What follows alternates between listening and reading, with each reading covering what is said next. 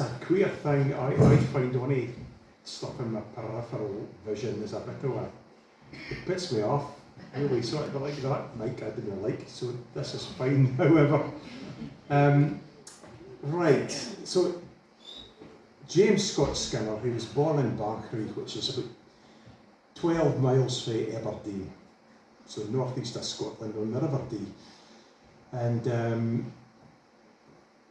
when I was learning the fiddle, he was probably the biggest single influence in any fiddler for that part of the world, and he was kind of idolised. They really thought the world of him, and lots of stories about him. You could make a really interesting film about Scott Skinner. There's been illegitimate kids turned up.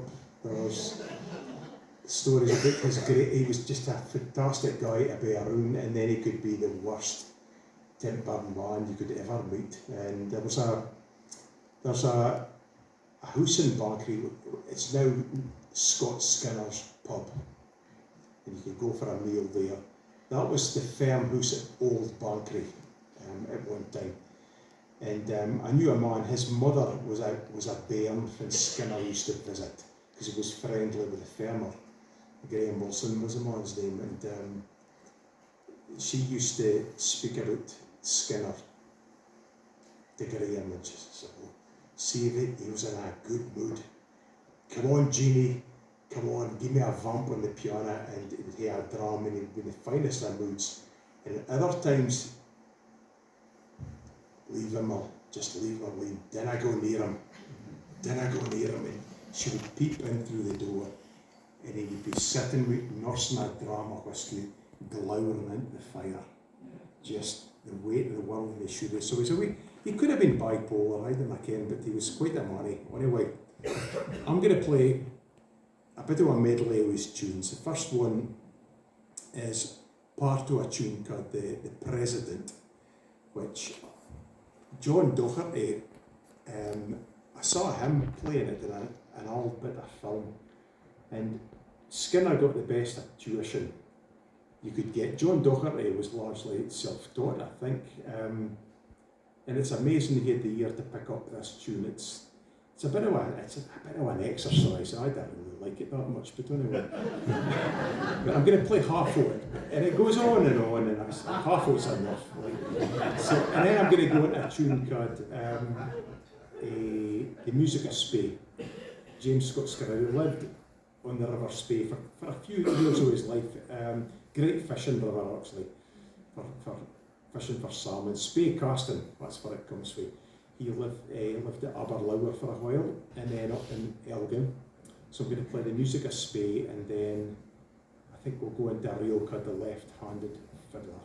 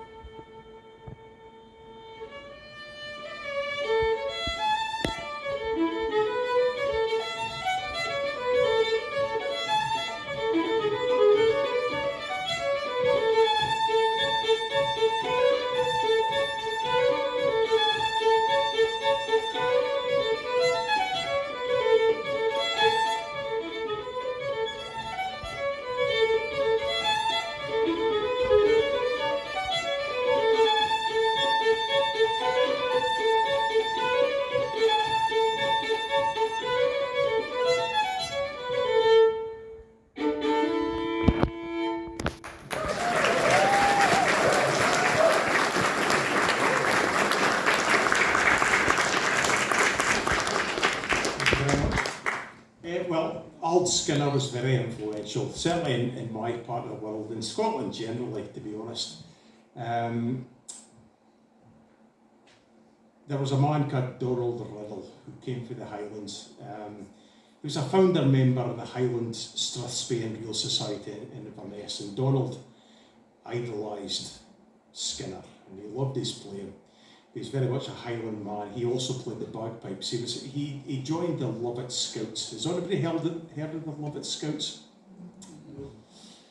Anybody seen the film The Longest Day? About the D-Day landings, a black and white film. Well, Lord Lovat and his piper, anybody mind that? That was Lord Lovat. So the Lovat Scouts were raised in the Lovat estates. I think it was for the Boer War, actually, because the Boers really had the best of the British Army, because they fought guerrilla warfare, and the British Army didn't really adapt very well. So the Lovat Scouts were raised, they were for gamekeepers and deer stalkers and folk that could hide in the heather, and they were ideal for that kind of thing. So Donald was a piper in the pipe band in that regiment, and he piped at the funeral of King George V, who was, I suppose he was in commanding officer during the First World War, and Donald piped at his funeral. And there was one day his son, young Donnie's in his 80s now, and Donnie told me, he says, my dad was out walking the dog one day. By this point he's well off of the army, and he's marking fiddles, and he's teaching folk the fiddle, and he's playing the fiddle, and he was walking the dog, and this bit of music come to him, and this became a tune called Lament for King George V. He piped at the funeral, which was at Windsor Castle, I think in 1936. So he's got very much the feel of a James Scott Skinner heavy slow air, kind of dark and dramatic. But he's also managed to include an element of the pibroch, which is the classical music of the Highland bagpipes. So I don't think I've ever heard a better blending of the two traditions. So this is the Lament for King George V.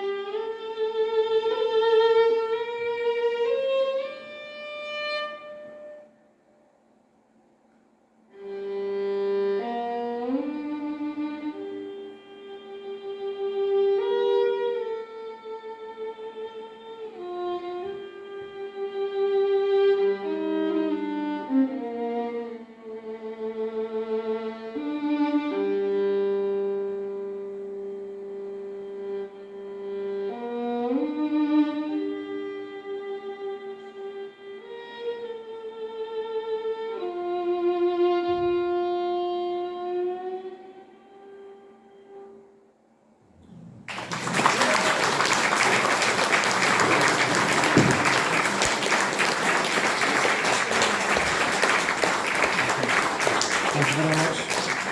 Well, I'll play a couple of tunes to finish up, just to bring the concert to an end. These are no Scots tunes again, but they're tunes that he recorded, because he might well have been the first violinist that ever recorded. And it sounds like a bold statement, but the recordings didn't exist. But the documentation that when he was in America, he actually was at the Edison factory and was recorded. His first recordings came out in, I think it was 1891, and that's the first year commercial recordings were available. So his first recordings came out at that time. So if nothing else, he was the first Scotsman to get to record music. But that's quite a thing, really. So I'm going to finish with a couple of tunes that are old tunes. The first one is a Strathspey Skinner setting called Athol Bros. Do you care what Bros is? Sorry, it lights my eyes. I'm looking out to see. You know what Bros is? That was a bit of a mixed reaction. Some yes, some no. It's basically oatmeal, boiling water, salt and pepper, and if you're lucky, butter. And that was the staple diet of the working men on farms in the northeast of Scotland. Athol Bros is a wee bit different. It's got whiskey in it. Whiskey, and it's got honey, and it's got oatmeal and cream. So it's like a pudding whiskey, really. So Athol Bros, and then the Real Tulloch, and this is a tune that dates from the late 1600s. I'm just going to play it. It's a long story. It's a good story. It's a long story. Come and see me later. So we'll finish with two tunes that Skinner recorded.